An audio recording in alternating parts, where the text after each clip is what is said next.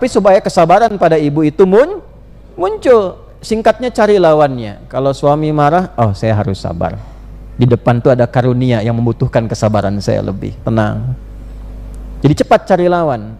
Ya, suami pulang ke rumah, lihat istri cemberut, cari lawan. Apa lawan cemberut? Senyum di sini. Langsung senyum kan? Mama gitu. Kayaknya kenal. Nah, kasih iPhone yang 17 Pro Max itu. Nah, udah itu. Malam itu sudah gembira maksimal. Ini ya konsepnya. Cuma kadang begini. Nah, nanti kata takwa yang disebutkan 240 kali dalam Al-Quran dibagi 3 bagian tuh. Ada takwa mengatur fisik, takwa mengatur akal, takwa mengatur roh. Takwa mengatur roh itu disebutkan 115 kali. Lawannya ini yang fujur disebut nafsu, disebutkan 115 kali. Nafsu terkait dengan lawan ini. Yang mensupport kita supaya takwanya itu aktif, ada malaikat. Dibisikin supaya jadi baik. Malaikat disebutkan sebanyak 88 kali. Yang memprovokasi, menggoda supaya fujur ini tidak membawa takwa, tidak mensupport takwa. Tapi supaya muncul sendiri, bocor ke sini nih. Jangan ke sini, langsung aja keluar. Ya, itu setan namanya. Setan disebutkan sebanyak 88 kali dalam Al-Quran.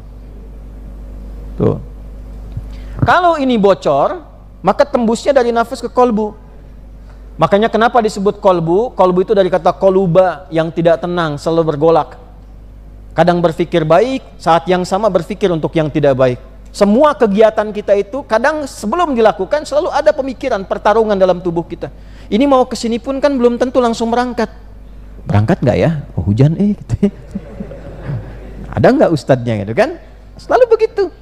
Nah, kalau ini tembus, ini dari nafas keluar ke kolbu sendiri, keluar dari sodrun, jamaknya sudur. Ya, yang menarik-narik itu nggak kerasa, tiba-tiba keluar aja. Sesuatu yang nggak kerasa tiba-tiba muncul disebut waswas namanya. Kalau terus dilakukan namanya yuwaswis. Alladzi yuwaswisu fi. Keluarlah ini sendiri, tidak ke sini. Ketika keluar ke sini, maka keluarlah perbuatan buruk, masuk ke lisan jadi mencela orang. Ya. Masuk ke mata jadi melotot tanpa sebab. Keluar kata-kata kasar, itu disebut su namanya. Ada di Quran surah 12 ayat ke-53. Wa ma ubarri'u nafsi innan nafsa la'ammaratum bis su. Nafas ketemu su disingkat nafsu. Nafas ketemu su disatukan disingkat nafsu. Padahal asalnya nafas itu netral. Kenapa di situ muncul kata nafsu dari dua ini? Ini bukan cocok logi, ini ada dalilnya. Ya, supaya paham dari akarnya betul. Jadi jalur nafsu itu dari sini jalurnya ini. Nah, kita sebagai manusia, kalau nanti perintahnya dari sini jadi nafsu, masuk ke akal, kalau pintar orangnya, maka semua organ tubuhnya hanya akan digunakan berbuat buruk su. Walaupun dia pintar. Makanya kalau belajarnya cuma belajar akal, tapi nafsunya nggak pernah dikendalikan, takwanya nggak pernah dilatih, maka jadi orang pintar yang merusak. Tuh. Makanya kadang-kadang koruptor kalau kita lihat pintar-pintar. Kenapa? Akalnya dirawat, tapi jiwanya tidak dirawat. Jadi akal sehat itu penting, tapi yang lebih penting itu jiwa yang sehat. Itulah sebabnya kalau Indonesia mau raya, yang dibangun dua, bangunlah jiwanya, bangunlah raganya. Untuk apa? Indonesia raya. Kalau sekedar hanya Indonesia saja itu masih biasa, bangun. Yang di luar juga akalnya pinter-pinter. Di Amerika banyak yang pinter, tapi berapa banyak dalam sehari kriminalitas terjadi? Yang tembak-menembak, yang narkoba, yang zina dan sebagainya.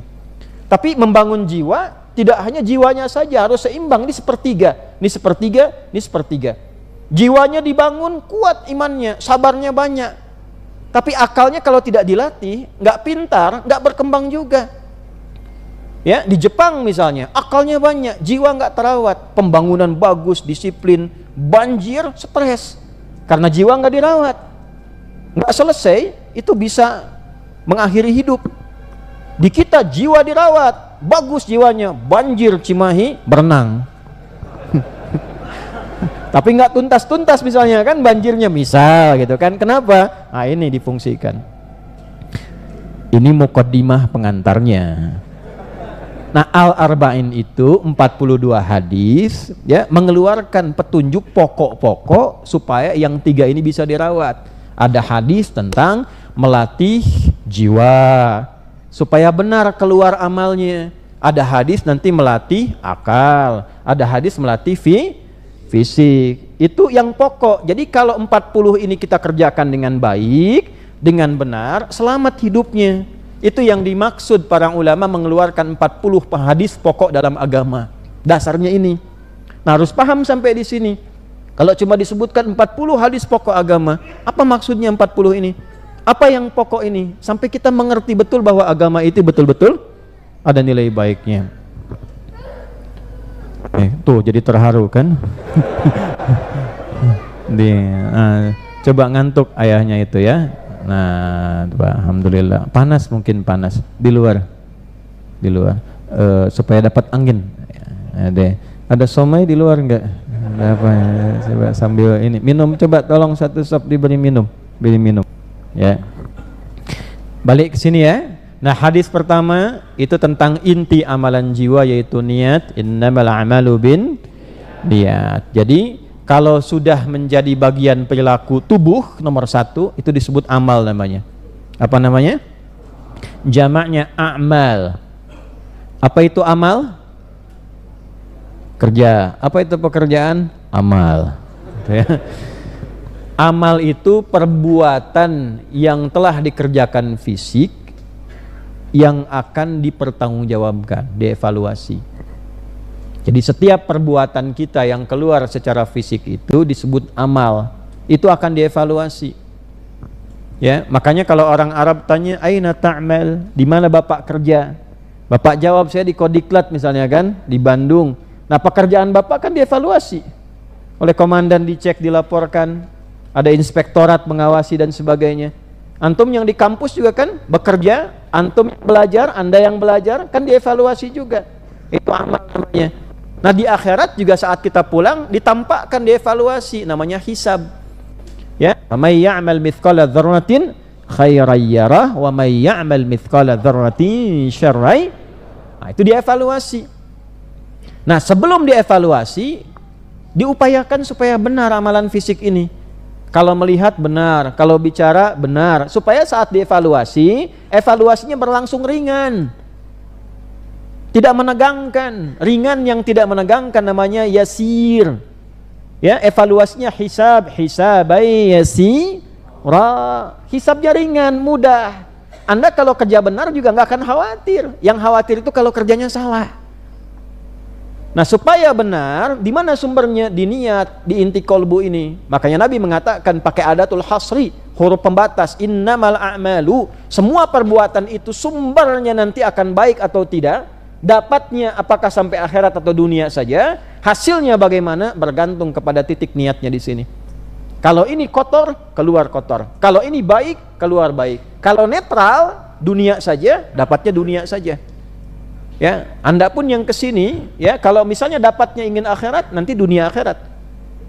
Kalau hanya sekedar lihat ustadz, lihat aja dapatnya itu, ilmu nggak dapat. Ya.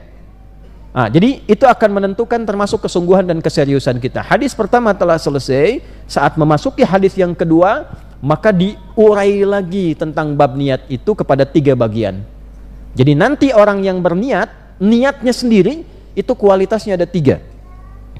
Bisa kualitas pertama adalah yang dasar Islam, yang kedua menjadi iman, yang ketiga menjadi ihsan. Nanti ada standar orang muslim iya. Tapi nanti keadaan hatinya dengan dasar keislaman itu menuntun dia beramal, amalnya tidak sama dengan yang beriman.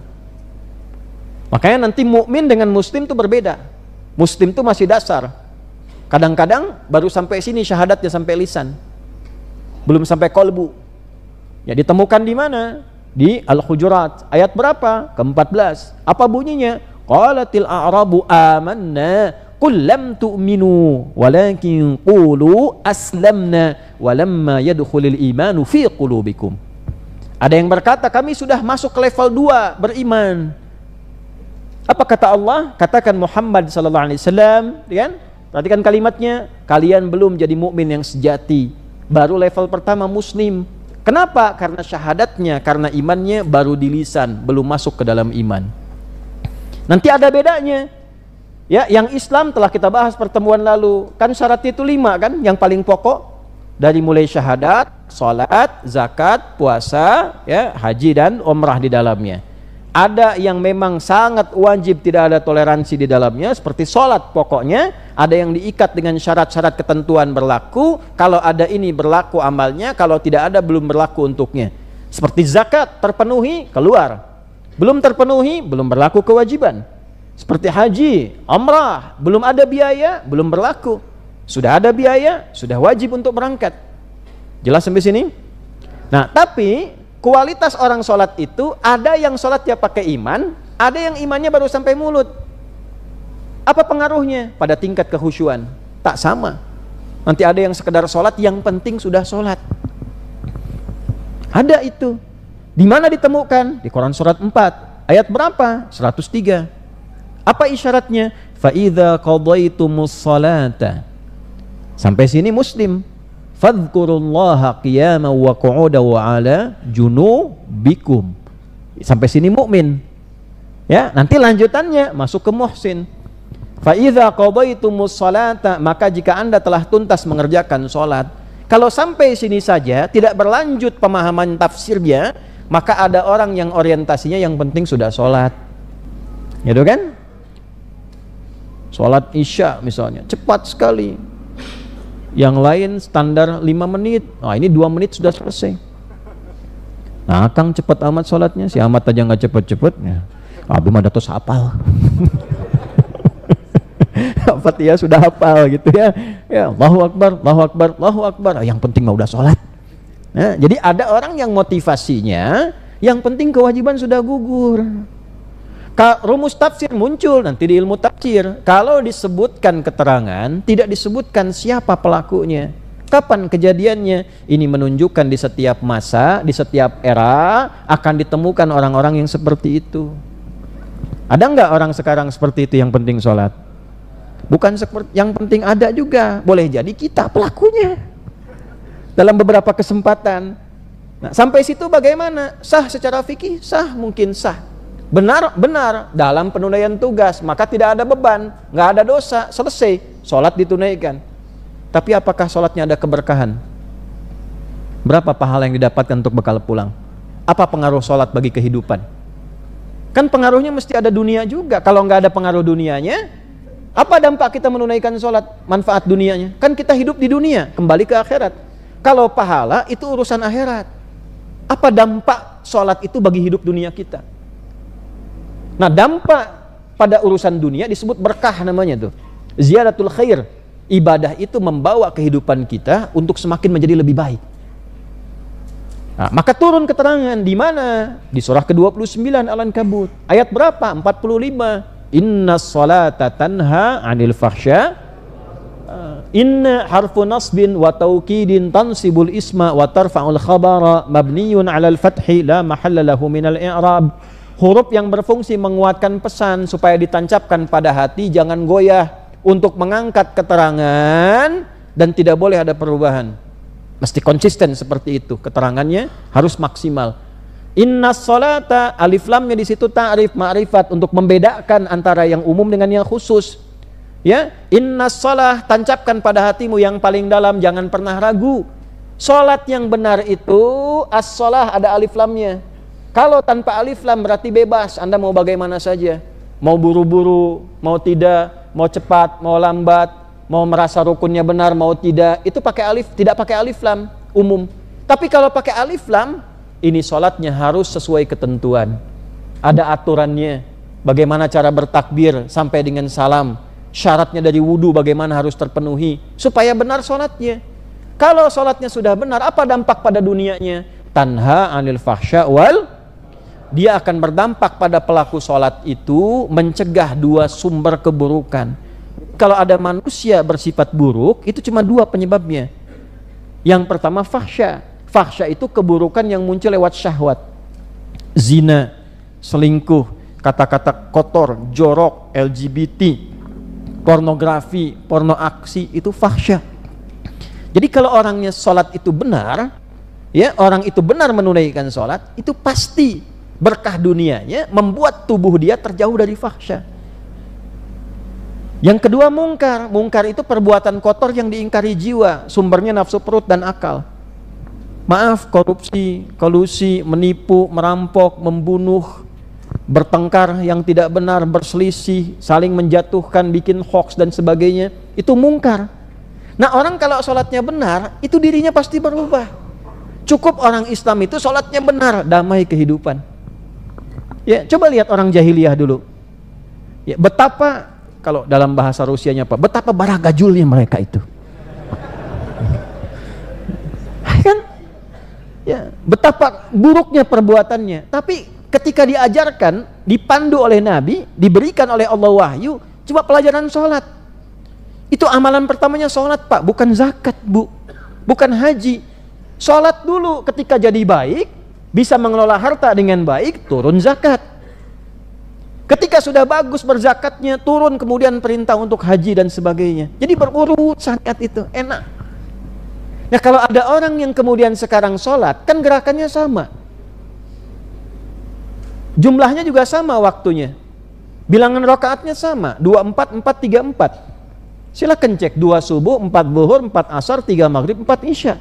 Kan tidak ada yang berubah dari zaman Nabi sampai sekarang. Ada yang subuh 3 rakaat. Kan tidak boleh kan? Tetap 2 kan? Pertanyaannya, kenapa kualitas orang sholat yang dulu tidak sama dengan kualitas orang sholat yang sekarang? Bahkan orang sekarang pun jumlah rakaatnya sama, tapi hasilnya bisa beda. Disitulah penting kita belajar tentang kualitas sholat, bagaimana tubuh ini harus benar dalam menunaikannya. Naik level lah, dirawat dari Islam menjadi iman. Sholatnya pakai iman tidak. Itulah kenapa sebabnya pertanyaan kedua malaikat Jibril kepada Nabi setelah mal Islam, apa itu pokok keislaman? Bertanya yang kedua, mal iman. Supaya sholatnya pakai iman, puasanya pakai iman. Karena itu ayat puasa dibuka dengan kalimat iman. Ya ayyuhalladzina amanu kutiba alaikumus. Sholat pertama kali disebutkan di Quran pakai iman. Alladzina yu'minuna bil ghaibi wa yuqimunas. Kalau sudah lancar sholatnya pakai iman, nanti melihatnya pun pakai iman. Kullil mu'minina iman yaghuddu min absarihim, melihatnya pakai iman. Ibu ayat 31-nya di An-Nur, melihat pakai iman. Bicaranya pakai iman. Ya ayyuhalladzina amanu la yaskhar qaumin qaum man kana yu'minu billahi wal yaumil akhir falyakul khairan aw liyas. Nah, sampai kita bekerja pun pakai iman. Kalau sudah pakai iman, pasti selain baik berkualitas. Pejuang kita, tentara kita berjuang pakai iman, makanya keluar di lisannya Allahu Akbar, Allahu Akbar, Allahu Akbar. Kita merdeka pakai iman. Dikeluarkan di preambul undang-undang itu atas berkat rahmat Allah yang Maha Kuasa. Konfirmasi kalimat iman. Mau ditafsirkan apa Allah di situ? Atas berkat rahmat Allah yang Maha Kuasa.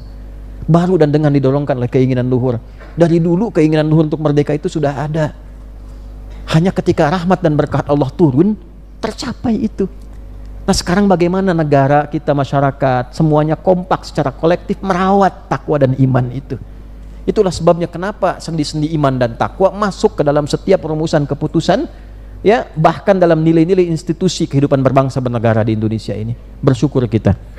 Makanya nggak usah aneh-aneh, jaga saja. Undang-undang dasar jaga, Pancasila jaga, terapkan dalam hidup. Karena banyak saham ulama juga ada di situ yang merawat keberimanan kita dan saling toleransi serta menghormati. Itu muqaddimahnya. Nah, sekarang baru kita mulai inti ngaji ya. Nah, sok ya. Sampai jam berapa kita ngaji malam ini? Mangga sampai subuh. Nah, jam 9 pulang tah ya sampai subuh tah. Nanti azan sini ya, subuh, Mas ya. Paham ini? Nah, kalau paham, baru kita masuk pada bagian selanjutnya. Mal iman. Ya Muhammad sallallahu alaihi wasallam, apa itu inti iman? Baik ya. Nabi menjawab, al imanu inti iman itu, perhatikan, ada 6 nih. Tadinya yang Islam 5, kemudian naik 1, untuk yang iman ada berapa? 6. Jadi kalau udah beda, hitungannya udah beda tuh. Kalau sudah bisa naik ke iman, levelnya sudah 6. Kalau sudah ke ihsan, kira-kira jadi 6 ke berapa? Nah, jangan ngarang, nanti kita akan masuk ke situ. Antu'mina billah 1, 2, wa malaikati 2, wa kutubi 3, wa rusulihi 4, wal yaumil akhir 5. Perhatikan yang ke-6 nih. Seringkali orang lulus di yang 5 ini, tapi seringkali juga kewalahan yang ke-6. Wa tu'mina bil qadari khairihi wa syarrihi. Dan beriman yang ke-6 ini pada qadarnya Allah, takdirnya Allah, baik itu yang terlihat menyenangkan baik, atau yang terlihat seperti kurang menyenangkan tidak baik. Nah, harus paham, nanti ada ilmunya di sini. Jadi kalau kita melihat sesuatu tidak ideal, bagaimana cara membacanya pakai iman? Ya, ada musibah misalnya kemarin di pesantren Al-Khazini itu. Kita doakan ya, semoga Allah memberikan kebaikan-kebaikan. Ya, merawat, menerima amal saleh, memuliakan yang wafat, dan bisa memberikan gambaran sebab dari situ untuk memperbaiki. Makanya nanti kalau masuk bab yang ke-6 ini, ada nanti kita belajar musabbib, musabbab, dan sebab. Ada membaca pakai ilmunya iman ya, terkait dengan qada dan qadar. Ada bab sebab terkait dengan ikhtiar. Nah, oh ini takdir Allah, benar secara bab iman, tapi membaca sebabnya bagaimana, kenapa ini terjadi, kenapa Allah tampakkan, berarti ada yang diperbaiki. Bagaimana caranya? 1, 2, 3, itu ada ilmunya. Ya, jelas? Nah, sekarang kita masuk al-imanu. Kita kaji dulu dari segi bahasanya. Ya, sebelum masuk ke pokoknya, kaji dulu kata alif lam yang melekat pada kata iman. Ya, tolong dicatat baik-baik ini, karena ini jarang sekali ada di buku-buku syarah. Jadi harus dikumpulkan dulu dari mana baru nyatu. Saya biasa begitu. Saya mengajar di kampus pun itu referensi-referensi terkait materi kumpulkan dulu semua, baru kemudian dikaji. Kata iman tersebut kurang lebih sebanyak 811 kali dalam Al-Quran. Baik bentuknya kata benda, kata kerja, dan turunan-turunannya. Disebutkan iman, amanu, amana, yu'minun, totalnya kurang lebih sebanyak 811 kali.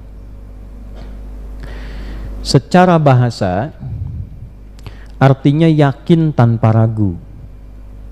Yakin, tidak boleh ada celah untuk ragu sedikit pun. 0,0001 pun nggak boleh. Kalau sudah iman tuh yakin, tidak boleh ragu.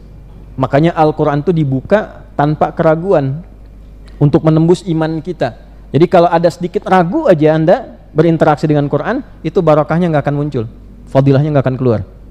Karena dibuka dengan kalimat dzalikal kitabu la, nggak boleh ragu sedikit pun. Ya, jadi kalau ragu sudah.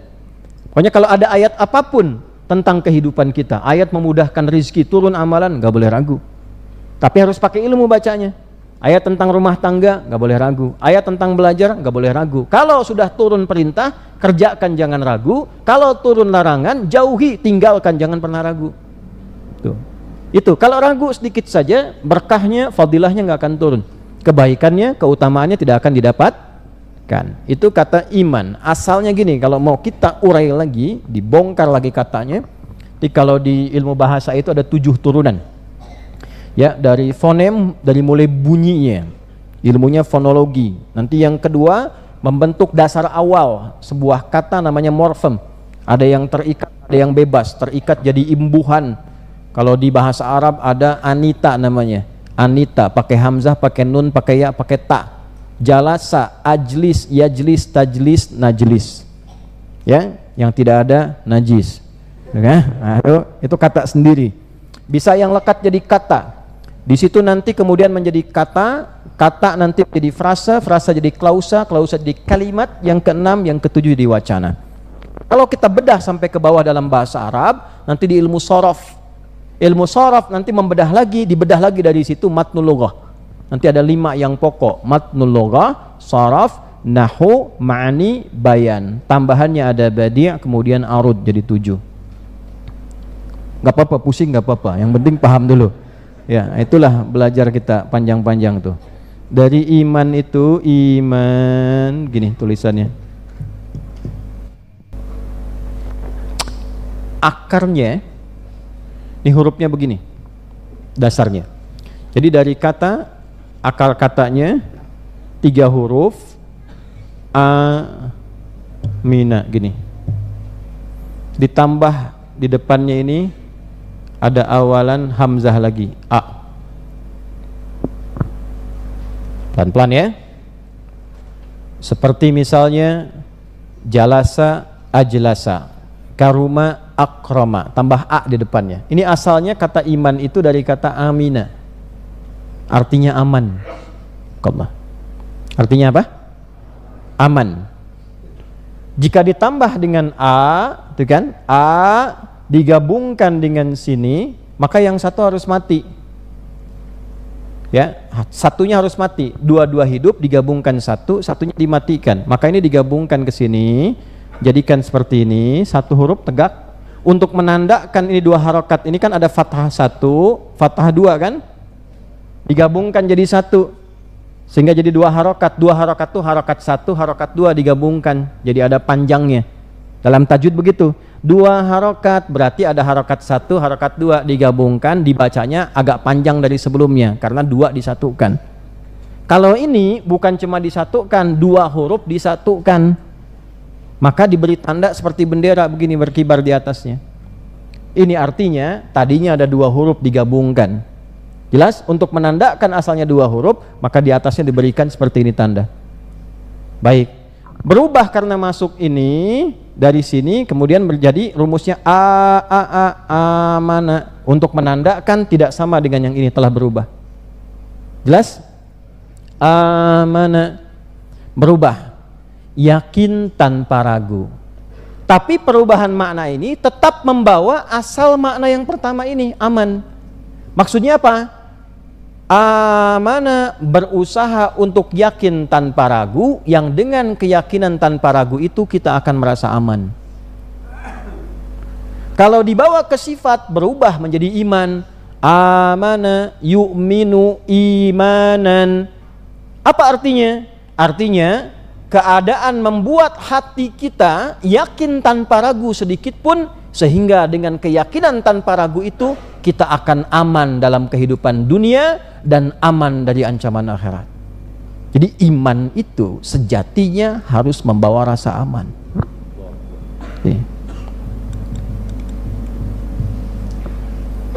Di mana ditemukan keterangan ini dalam Al-Quran? Di surah An-Nahl, surah ke-16. Ayat berapa? 97. Baik. Di mana lagi ditemukannya? Di Quran surah ke-6. Surat apa? Al-An'am. Ayat berapa? Di ayat ke-82. Mari kita mulai dengan Al-An'am dulu.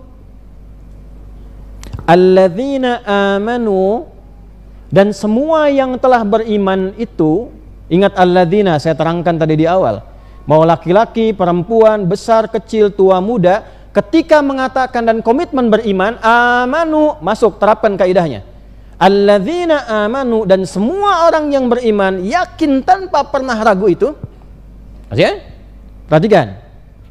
Walam yalbisu imanahum bizulmin, dan tidak sedikit pun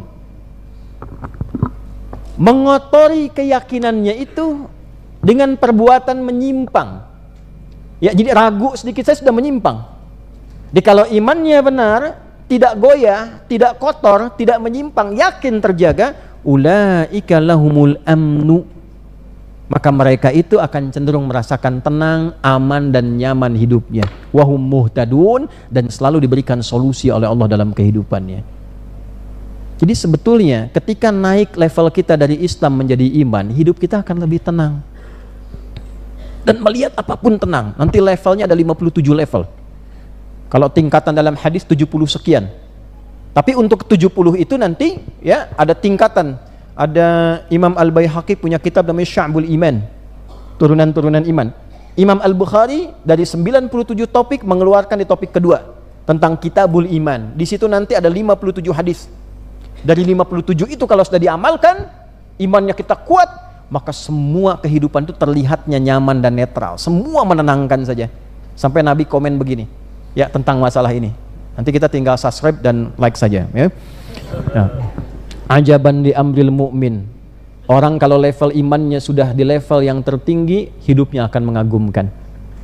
Ketika dia merasakan kegembiraan, dia bersyukur. Ketika dia merasakan duka, kesedihan, dia bersabar. Jadi semua netral. Punya masalah, nggak punya masalah, tenang aja. Karena dia sudah punya rumus. Kalau ada yang bahagia, tinggal syukur supaya tidak berlebihan. Karena dia merasa ini anugerah Allah saja, dia tenang aja. Dapat 1 miliar, biasa aja. 100 miliar, biasa aja. 1 triliun, normal aja, biasa. Karena dia punya rumusnya, syukur. Jadi bukan berarti dapat 1 juta langsung update status gitu. Ini biasa aja. Turun omset misalnya, biasanya 100 miliar, sekarang 10 miliar, biasa aja. 10 miliar, tinggal 1 miliar, biasa. Nombokin aja biasa aja, bukan punya saya hartanya. Allah yang kasih. Ya, kenapa? Karena dia punya skema sabar. Itu kalau sudah sampai di level itu, semuanya itu tinggal mensyukuri nikmat Allah. Sampai bingung bagaimana cara mensyukurinya. Fabi ayyi ala'i rabbikuma katsifan. Jadi biasa saja. Dapat air bening, alhamdulillah. Dapat susu biasa. Dikasih teh manis juga biasa aja gitu.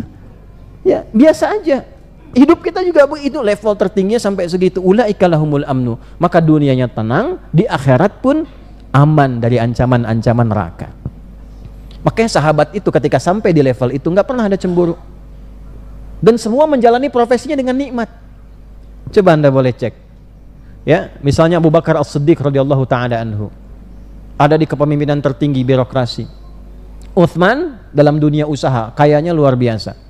Ali bin Abi Thalib dalam dunia ilmu, pintarnya tidak ada obatnya.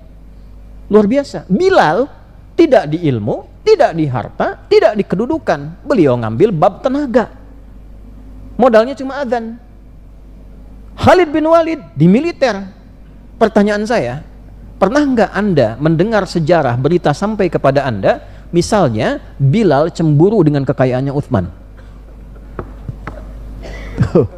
Pernah nggak? Nggak pernah. Bahkan dalam semua turunan militer pun itu nggak pernah ada yang cemburu dengan yang lainnya. Ah, Umar nggak senang dengan kesuksesan Khalid, nggak ada, biasa aja. Bahkan semua saling menjaga di level iman ini. Khalid dicopot dari pimpinan tertinggi, nggak marah. Khalid berhasil dalam satu misi militer tingkat tinggi di luar, semua mengeluh-elukan dan sebagainya. Pulang-pulang Umar malah nyopot. Dicopot oleh Umar, dimutasi. Ya, dan nggak dikasih jabatan. Ya, pati yang nggak punya jabatan, bayangkan tuh, perwira tinggi nggak ada jabatan. Khalid cuma datang ke Umar, adakah kesalahan yang saya perbuat sehingga saya harus dicopot? Oh tidak, kamu hebat, misi sukses, bagus. Cuma aku khawatir, elu-elu yang disampaikan masyarakat itu mempengaruhi keadaan imanmu sehingga merusak keadaan dirimu. Sampai segitunya. Khalid sadar, oh iya betul itu, dijaga sama Khalid tuh. Nggak ada masalah apa-apa. Hebatnya sampai situ. Bilal ditawari sepeninggal Nabi jadi hakim agung, beliau menolak. Simple, karena memilih dengan jalur imannya. Saya di tenaga aja. Apa yang hebat? Itu kan adzan, Allahu Akbar, Allahu Akbar. Selesai Nabi komen, aku mendengar tapak telapak kaki beliau, Bilal, tapak kaki Bilal di surga. Bilal ambil kesimpulan, adzan aja udah dapat surga. Ngapain saya kerja kayak Utsman? Itu fikih marbot namanya. Jadi kalau muadzin tuh dapat fikihnya, tenang hatinya. Ya, biasa aja kan, cuma sebentar aja. Yang penting nggak lapar, yang penting nggak haus, hidupnya nyaman, selesai, meninggal, selesai. Itu imannya luar biasa. Tapi Utsman kan berbeda. Abdurrahman bin Auf berbeda jalurnya. Ilmu udah diambil Ali nih. Kedudukan udah diambil sama Abu Bakar nih. Saya ngambil yang apa? Lewat harta aja. Tapi belajar iman dulu sehingga bisa mengolah harta dengan baik. Makanya karena mengolah hartanya pakai iman, Allah nggak pasti pakai hitungan. Di Anda yang pengusaha gini ya, rumusnya ada 2 nanti nih.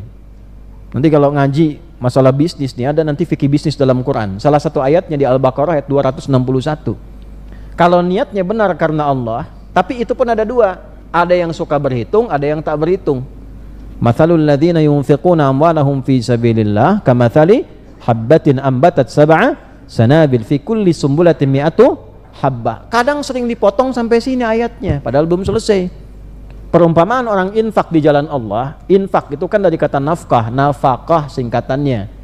Ya, ayah itu bekerja untuk mencari nafkah buat keluarga. An-Nisa ayat 34. Kan? Artinya ada pekerjaan dulu baru bisa infak. Bagaimana bisa infak kalau nggak ada hartanya? Ya kan?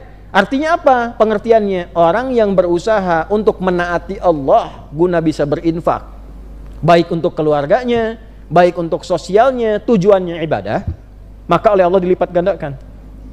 Bagaimana hitungannya? Setiap satu seperti 100 butir. Setiap 100 ada 7 tangkai. Jadi sering dikalikan 100 kali 7, 700 itu jangan dihitung kalau saya infak 1000 dapat 700.000. Nggak begitu juga. Ya, kadang dengan kesehatan, kadang dengan proyek yang dilipat gandakan dan sebagainya, dengan niat yang benar. Tapi ayatnya belum selesai. Wallahu yudha'ifu liman yasha' wallahu wasi'un alim.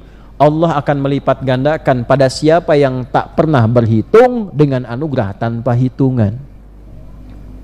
Dibaca ini oleh para sahabat, bagaimana bekerjanya tanpa hitungan.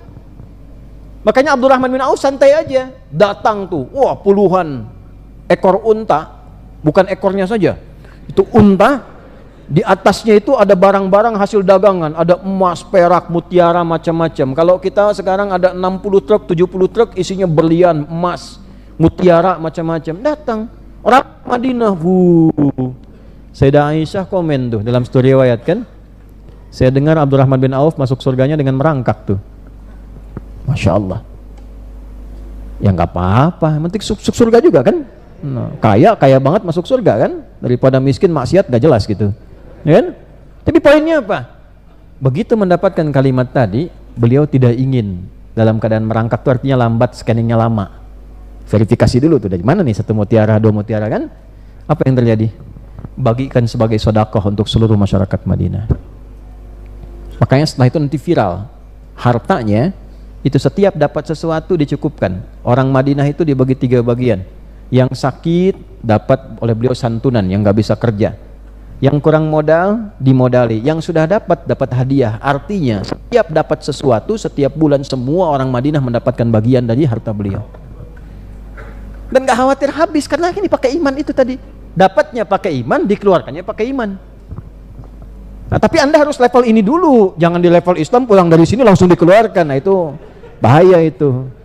Nah, ntar begitu Anda jatuh miskin, nah, Ustadz Adi nih. Hanya hati-hati rumus sedekah itu. Kalau ada orang nerangkan jangan langsung dipraktekin, lepasin gelangnya, lepasin antingnya, jangan dulu Bu. Gitu ya.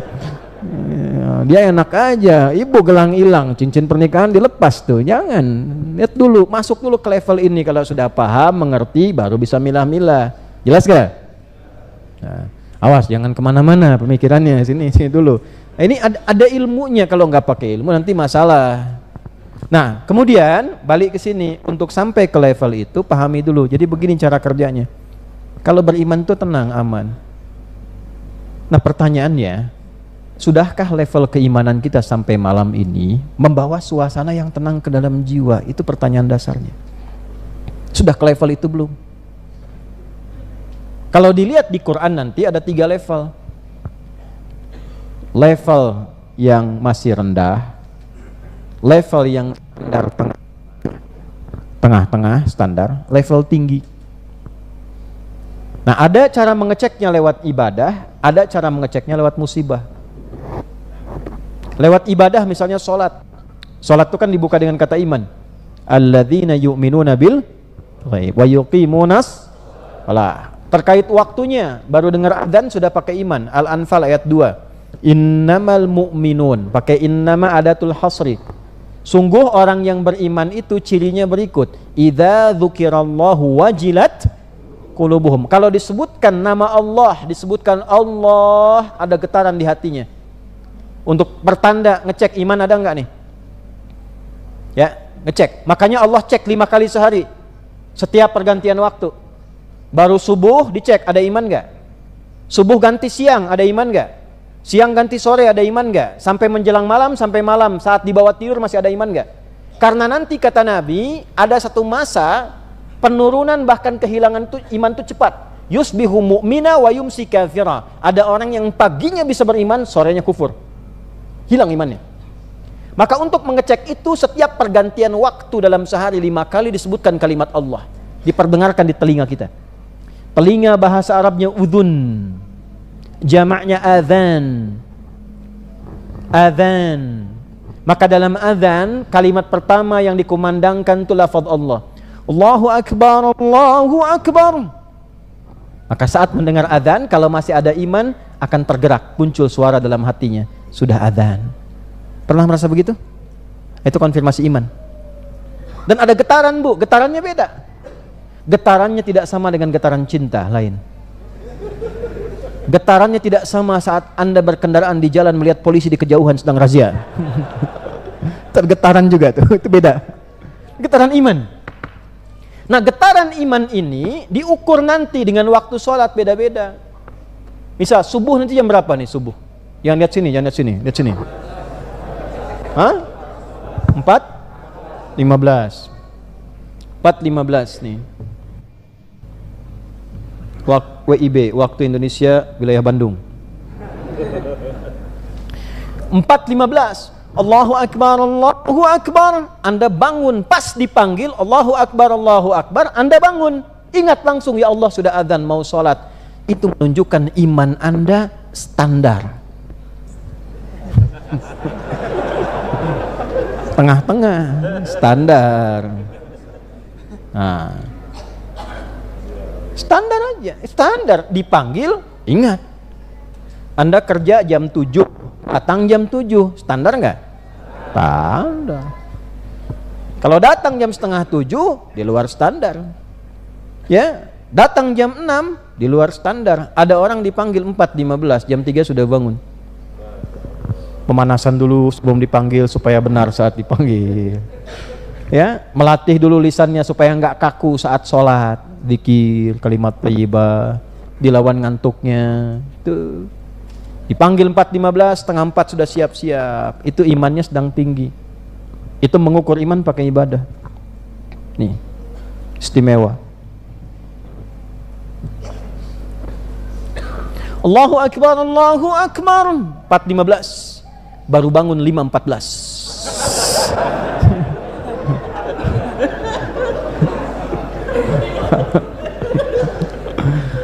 Nah, ini iman masih rendah. Tapi bukan karena ketidaksengajaan. Bangun jam 3 tahajud, nangis serius, lelah sujud sampai ketiduran. Bangun-bangun jam 6. Ini nggak sengaja. Ya. Tapi kan ada yang nonton dulu malam. Jam 2:15 sudah siap lihat. Siap, gol nih, gol nih, gol. Wah, gol, handsball ya. Kevin Dijk kemudian penalti masuk, senang ya. Menang nih sampai jam 3 menangis. Kalah 3-2. Mulai analisis macam-macam. Kenapa formasinya central back 2 harusnya 3 nih, 3 central back. Oh, kenapa Tom Hayo baru masuk belakangan? Wah, macam-macam. Lupa sholat subuh. Nah, ini berarti kan ada faktor kesengajaan duniawi mengalahkan, ya. Ini macam-macam tuh. Jadi kalau Anda berdoa dengan macam-macam pun dibawa ke level dunia, nah belum tentu Allah lihat dulu maslahatnya ada apa tidak. Ada, selalu ada hikmah. Nah, ini ukurannya. Ini mengukur kadar iman pakai ibadah. Nanti bisa mengukur kadar iman pakai musibah, ada. Musibah itu 2 nanti. Semua musibah, yang terasa baik, yang terasa buruk. Tadi kata asaba yusibu, yang dialami semuanya musibah. Ya, yang dialami semuanya musibah. Ya, misal dapat promosi jabatan, musibah. Musibah karena ditugaskan, diamanahi. Kan titipan Allah kan? Makanya dulu para tokoh-tokoh kita ketika mendapatkan promosi jabatan, Umar bin Abdul Aziz dilantik tuh jadi khalifah, jadi pemimpin presiden. Kalimat pertamanya inna lillahi wa inna ilaihi. Apa? Adab dari Quran, karena beliau ahli Quran. Di Al-Baqarah ayat 156. Alladzina idza asabathum musibah qalu inna lillahi wa inna ilaihi. Ini titipan Allah, karena punya Allah harus saya bawa amanah ini menurut ketentuan Allah, supaya saat ditanya oleh Allah ringan jawaban saya. Gitu. Jadi semua hal itu musibah. Kalaupun ada sakit, musibah diuji, datangnya dari Allah. Allah pengen apa nih dari saya? Apakah sakitnya karena maksiat? Ada sakit karena maksiat juga. Ya, orang banyak mencela, banyak menjatuhkan nama Allah, ujung hidupnya sakit. Ya, sampai tidak bagus, baunya nggak enak dan sebagainya, dan jelek hidupnya selama hidup. Ada lagi yang karena Allah sayang, cintanya Allah dikasih sakit. Ada. Ini jangan disimpulkan kalau sakit itu misalnya, aduh, saya berbuat maksiat nih, saya salah. Ada yang sakit itu karena Allah cinta. Contohnya Nabi Ayub. Maksiat apa beliau sampai sakit ujiannya? Tapi ada cinta di balik itu. Di semua yang kita alami itu musibah. Saya pun ngajar Anda malam ini musibah buat saya. Diuji kan? Nanti cara menyikapinya bagaimana? Macam-macam sesuai standar iman. Tuh kan? Kalau nggak lulus, ada ujian datang, harta bertambah gitu kan, nggak lulus, pamer, ria, ya beli buat flexing kadang-kadang, beli mobil bagus nggak apa-apa, nggak dilarang, cuma nafsu yang muncul. Cuma dipajang, dipanasin, bolak-balik, puncak, balik lagi, selesai. Dinikmati enggak? Ya. Salahkah dengan ada harta menambah? Tidak. Tapi apakah menyikapi itu dengan benar? Belum tentu. Ya, tidak salah. Anda mau beli mobil paling bagus, silahkan. Pakai ke masjid misalnya, pakai untuk ibadah, pakai macam-macam, sesuai dengan tempatnya. Enggak ada masalah. Enggak apa-apa. Dalam saat yang bersamaan, itu ada syukur di dalamnya. Diuji dengan duka, ada sabar di dalamnya. Ada orang baru sedikit aja, baru mau keluar sudah gelap. Ya Allah, kenapa sih harus gelap? Kan? Jadi aneh kan? Ya, dan seterusnya. Nah, itu tinggal dilihat bagaimana kira-kira level kita iman berada di situ. Sekarang pertanyaannya, kalau kita ingin naikkan level iman kita, minimal di level yang baik, dari yang standar naik lagi ke level, naik sampai mau ke istimewa, antara standar sampai ke istimewa. Bagaimana caranya? Maka penuhilah 6 bagian di dalamnya ini. 6 bagian, sehingga nanti naik dari amanu jadi yu'minun, dari yu'minun jadi mu'minun. Itulah nanti yang tertinggi di level itu. Jadi standarnya amanu, naik jadi yu'minun, ujungnya jadi mu'minun.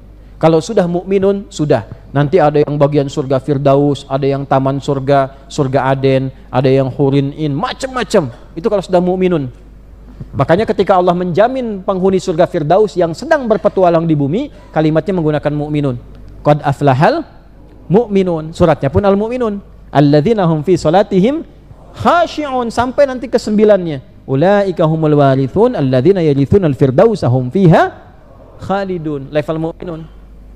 Kalau masih dibuka standar, kemudian amalan, amanu. Ya ayyuhalladzina amanu kutiba alaikumus syiyam. Ya ayyuhalladzina amanu la yaskhar qaumin qaum. Nanti kalau sudah konsisten, yu'minun terus. Nah, untuk konsisten itu nanti ada 10 langkah lagi. Ya, konsis 1, konsis 2, konsis 3, konsis 4 sampai konsis 10. Nah, sekarang untuk naik ke level dari amanu standar, jangan turun. Jangan turun, apalagi hilang, cahayanya redup. Nanti ada cahayanya itu, cahaya iman. Cahaya iman itu kalau kuat nanti cepat ngalir ke mata, ngalir ke telinga, seperti yang tadi di awal saya terangkan.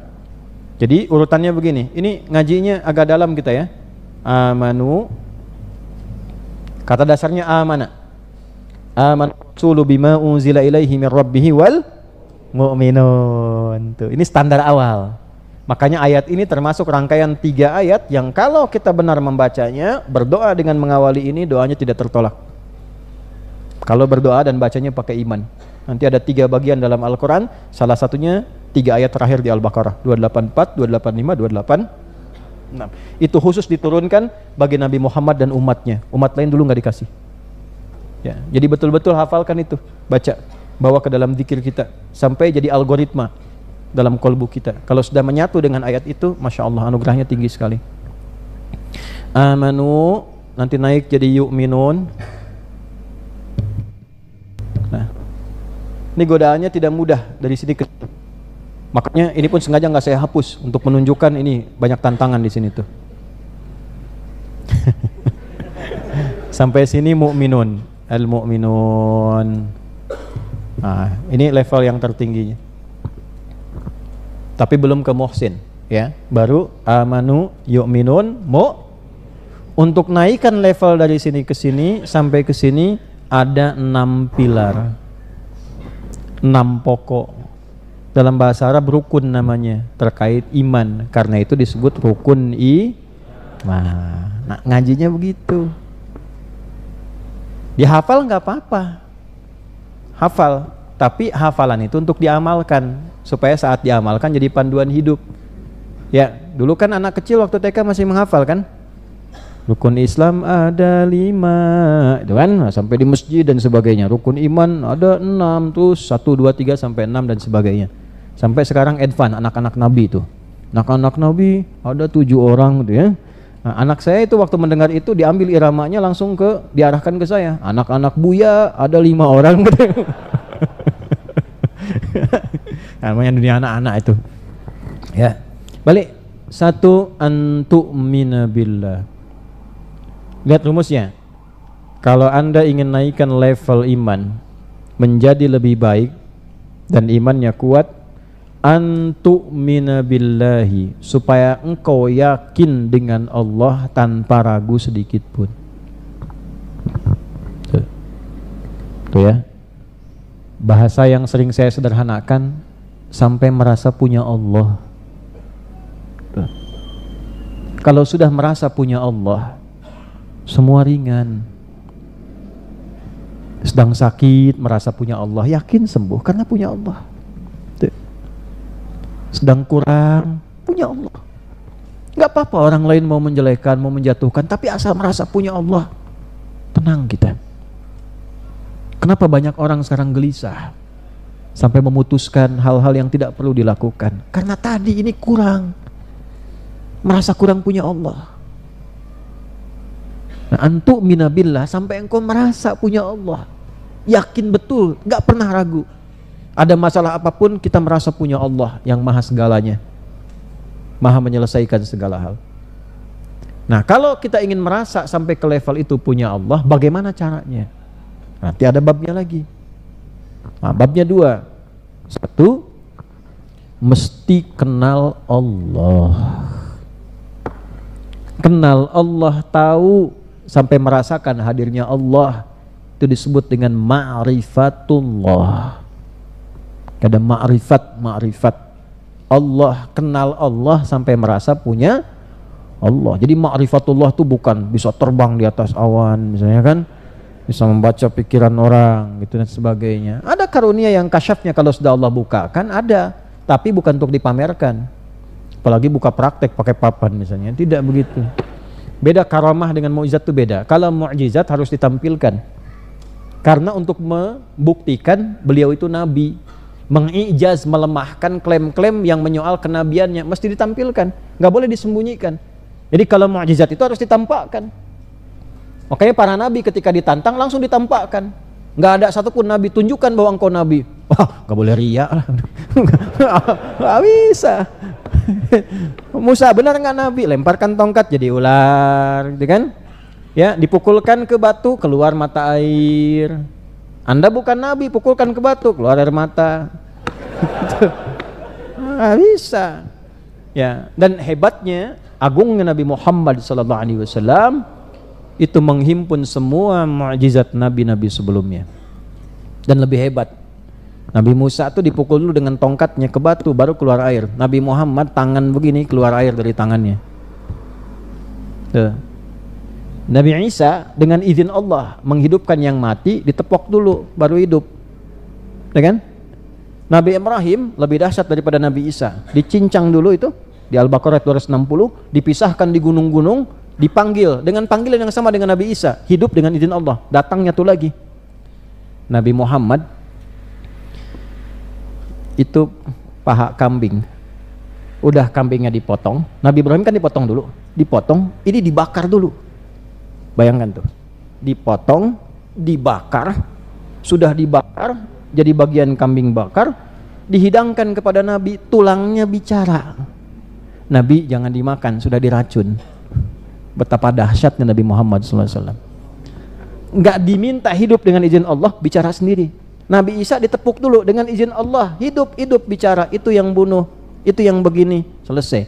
Nabi Ibrahim dipotong, datang dengan izin Allah. Nabi Muhammad nggak bicara, udah jadi dipotong, dibakar jadi tulangnya bicara. Ya Nabi jangan dimakan, ini udah diracun. Nabi Muhammad. Nabi Musa doa sebelum menghadap Fir'aun, ya kan? Fir'aun tuh kan luar biasa kejamnya. Jadi kalau sudah Fir'aun tuh bicara dan gak enak hati, nyawa taruhannya. Nih Mas kalau hidup zaman Fir'aun nih, misal aja, biasa. Misal nih, ngadep antum dengan tampilan begitu, misal nih, saya nggak suka dengan tampilan rambutnya, pisahkan kepala dari badannya, tuh. Antum bersyukur hidup sekarang tuh. Ya. Makanya Nabi Musa ketika diperintah oleh Allah datang ke Fir'aun, dakwahi dia, maka beliau doa dulu supaya hatinya lapang. Kalau keluar kata-kata yang nggak enak, langsung tidak tersinggung, lapang. Rabbi syrahli wa yassirli wahlul 'uqdatam min lisani yafqahu. Kenapa kalimat ini muncul? Supaya Nabi itu lebih luas lapang hatinya, agar bisa bersabar untuk memberikan perbaikan dan kebaikan. Kalau tidak lapang hatinya dan banyak tersinggung, doa Nabi kan langsung dijawab. Fir'aun langsung mencela Musa, dasar kamu begini. Musa tersinggung, ya Allah tersinggung saya, tolong matikan aja. Mati saat itu. Tapi nggak ada hikmah bagi kita di kemudian hari. Jelas? Tapi poinnya apa? Beliau berdoa, Rabbi syrahli sadri. Minta dulu baru dikasih. Rabbi syrahli sadri, minta sama Allah, ya Allah lapangkan hatiku, dilapangkan oleh Allah. Nabi Muhammad nggak minta turun ayat alam nashrah laka sadrak. Rabbi syrahli alam nashrah sadri laka sadrak. Nabi Muhammad nggak minta, langsung dikasih oleh Allah. Nabi Musa minta wa yassirli amri. Nabi Muhammad nggak minta wa nuyassiruka lil yusra. Itulah agungnya Nabi Muhammad sallallahu alaihi. Makanya bersyukur kita punya Nabi Muhammad, Masya Allah. Banyakin sholawat dengan dasar cinta. Kalau sholawat tuh jangan berlebihan, yang tenak, yang tenang, yang nyaman, dengan cinta kita pada Nabi itu meningkatkan iman. Allahumma sholli ala sayyidina Muhammad. Nah, balik ke sini. Nah, sampai merasa tadi kita kenal Allah tuh, merasa punya Allah. Nah nanti bagaimana nanti supaya kita merasa ma'rifatullah, kenal dengan Allah dengan cara yang baik? Maka ada dua lagi caranya. Ya, ada berapa caranya? Dua lagi. Satu, meyakinkan pada diri kita bahwa Allah itu satu-satunya Tuhan, tidak ada yang lain. Itu dulu. Supaya nanti saat ada masalah, iman Anda aktif, Anda tidak menuhankan yang lain. Sadar atau tak sadar. Tidak menuhankan jabatan. Dan kalau nggak ada jabatan rasanya bagaimana? Kemudian melawan takdir. Tidak menuhankan uang. Yang kalau nggak ada uang rasanya nggak hidup. Bahkan mengakhiri kehidupan. Itu melawan takdir. Gagal di takdir yang keenam itu. Tidak menuhankan pengetahuan. Tidak menuhankan ustadz. Hanya ini yang benar, yang lain salah semua. Itu sudah salah itu. Secara konsep akidah sudah keliru. Ya, makanya kalau ada yang ngaji merasa bahwa ini hanya ini yang benar, yang lain salah semua, sudah salah itu. Harus belajar dengan baik. Lihat, yang salah tempatkan pada yang salah, yang benar tempatkan pada yang benar. Nah, bawa.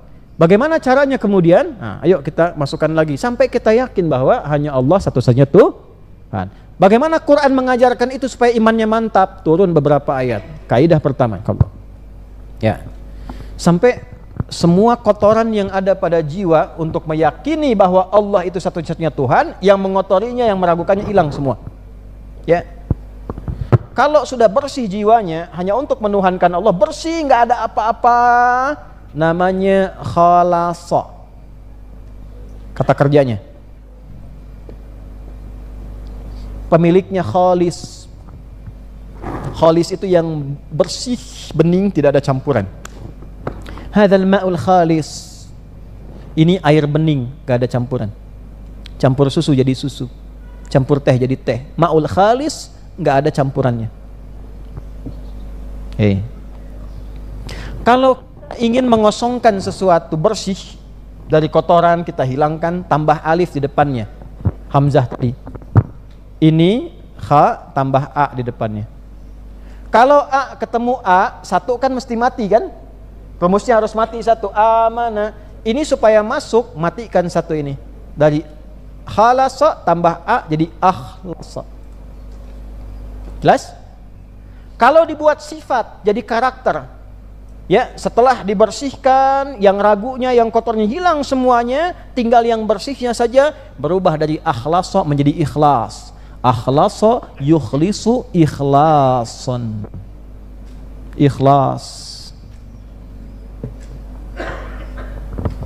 Jadi ikhlas itu asalnya upaya untuk membersihkan sesuatu sampai jernih sejernih-jernihnya, tidak bercampur dengan campuran-campuran yang lain.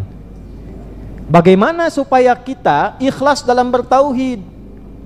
Supaya menuhankan Allah saja, nggak ada campuran yang lain, nggak ada pengaruh yang lain. Maka turunlah Quran surat Al-Ikhlas dengan namanya. Gitu ngajinya. Bagaimana cara supaya ma'rifat dengan surah Al-Ikhlas ini? Diperintah langsung oleh Allah. Amar perintahnya Allah, aslu fil amri lil wujubi hatta yadullad dalilu ala khilafi. Asal dari perintah itu wajib, maka upaya paksa diri kita untuk paham tentang surat ini. Qul, katakan Muhammad, huwa, dia itu, ya, siapa dia di sini? Allah, yang dimaksudkan ahad.